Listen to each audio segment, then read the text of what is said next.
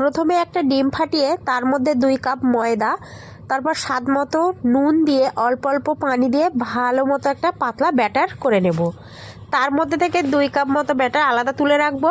এবার একটা frying pan গরম করে নিয়ে অল্প একটু তেল ব্রাশ করে এইভাবে অল্প অল্প করে ব্যাটার দিয়ে দেব।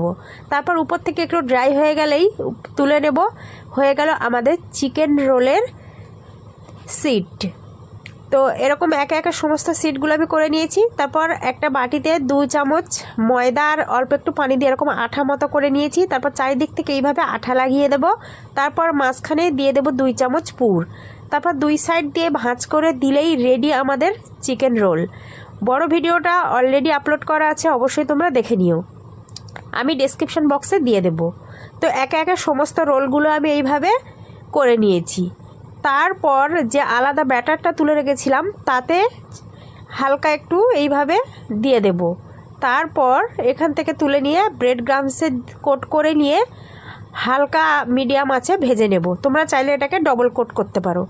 তারপর মিডিয়াম আঁচে উল্টিয়ে পাল্টিয়ে বারবার উল্টিয়ে পাল্টিয়ে এইভাবে সুন্দর কালার করে ভেজে নেব।